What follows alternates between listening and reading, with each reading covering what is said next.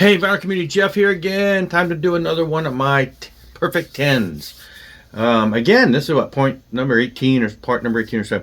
So if you're not keeping up with these, if this is your first time visiting one of these, basically I'm starting with just pulling 10 albums from my collection. Every 10th album in my collection until I have 10 to see some random albums. And we've started through the whole section and we're into the rock and classic rock section at this point.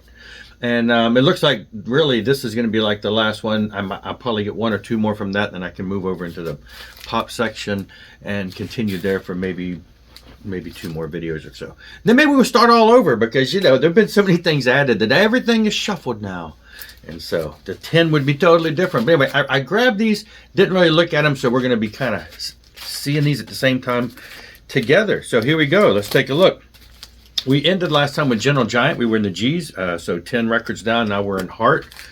This is a Dogs and Butterflies. This is, I remember getting this one at a thrift store, well, it was kind of more like a secondhand store for a really good price. And so, yeah, it's got, you know, Dog and Butterfly.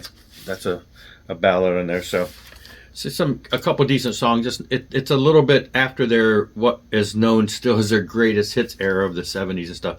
This is when they were moving a little out of that, and they were still, you know, it had a couple hits there, but still a good album. It was a great price, so I grabbed it. Journey Captured. This actually was one that was given to me. A friend of mine, a couple years ago. If anybody goes back that far with my collection, I know I mentioned that I had a friend, a coworker of mine, who I was real close with, who was getting married, and she had me officiate her wedding. And so she had some albums in her collection from her parents, which would be about my age.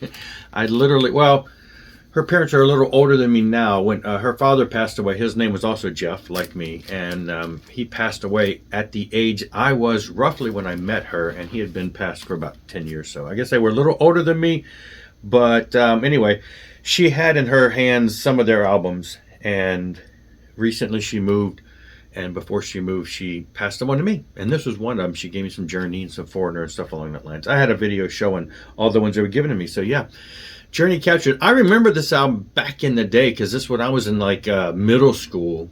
This was in the school library, and I checked it out. I used to check out albums from the school library, and I remember back in the day, some of the old Journey and Supertramp and Tom Petty's early, like, first album and stuff. All of those were in that library. Used to check out records back then. So yeah.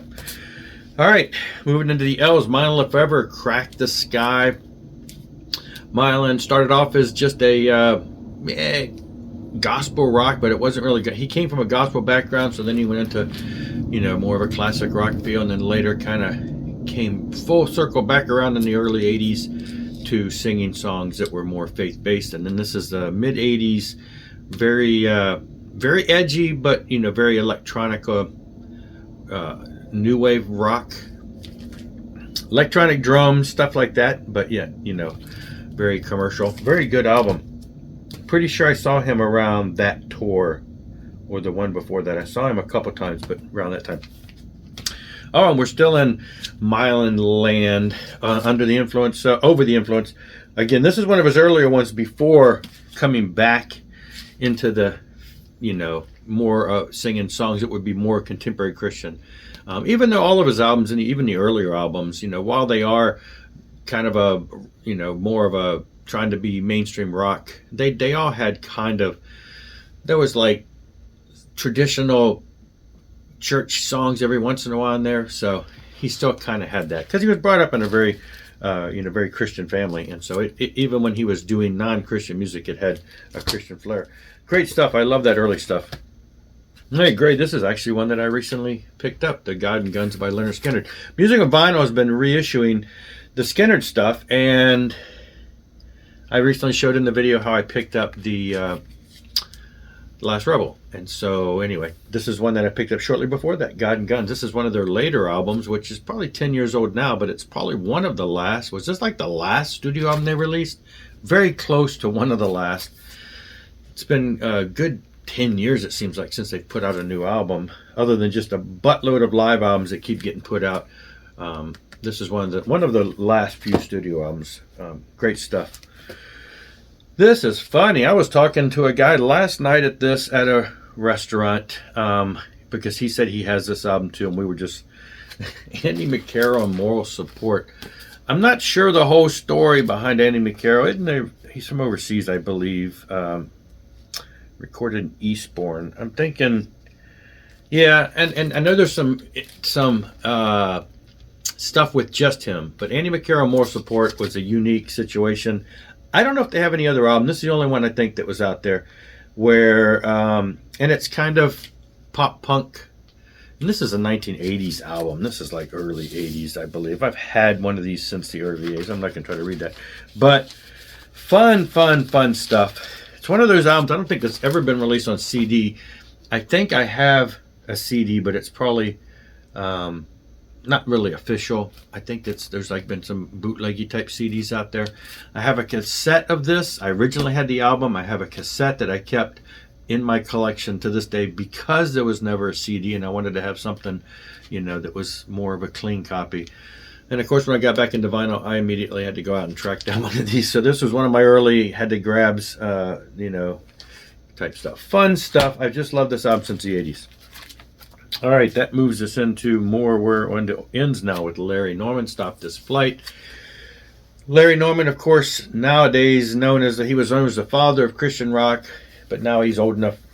Well, it's old enough, long gone, to where he'd be like the grandfather of rock. He started doing music in the 60s with People, or The People, which was kind of a play on all the bands with the bug names like Beatles and Animals and all of that. So he's like, well, let's just be People. And so he did that, and then he went solo and started doing stuff. And he was on the cutting edge of, he sang religious, spiritual type songs.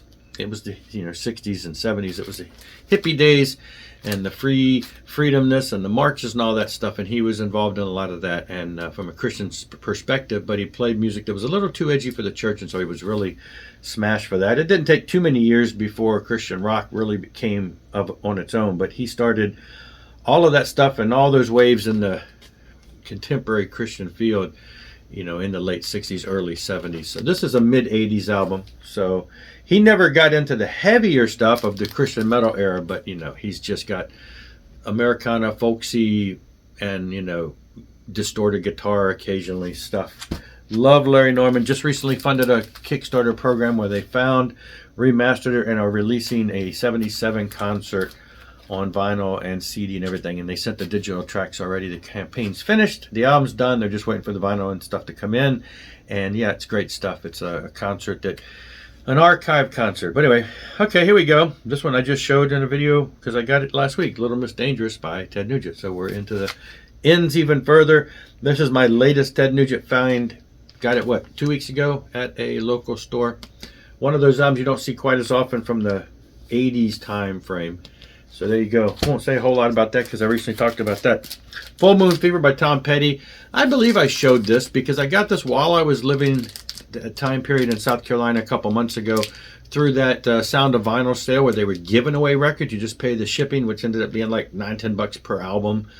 Not really free, but still $9 per album, $10 per album. And this was one of those. I got a couple Tom Petty albums, and this was one of those at that time. So everybody knows this album. This is one of his solo albums, Full Moon Fever. Chocked full of hits. Free Fallin', I Won't Back Down. This whole album just, I don't know. For me, everything's a greatest hit because I listen to so much Tom Petty. It's all greatest hits. And then the last one we got here is, I don't know how to pronounce this, EdRaetzloff, Driving Wheels. So this is this is another contemporary Christian type album, but kind of a bluesy rocky type stuff on the slightly contemporary side. This one actually, I picked this up. I think I picked this up from one of the Gerda Records or something. They had some vinyl editions, but they also recently reissued some one of his albums on CD. Was it? I think it might have been this album, or it was a different one. So anyway, still pertinent, I guess, because they are reissuing some of his stuff on CD. But this is one of the original OG vinyl releases from him. So anyway, cool stuff. There you go. Just 10 random albums. That's fun stuff, things you haven't seen in a while. Now maybe I'll play some of these and revisit some things that get lost and shuffled around in the collection. Anyway, that's it for this one. Thanks a lot for watching. Rock on. and rock hard.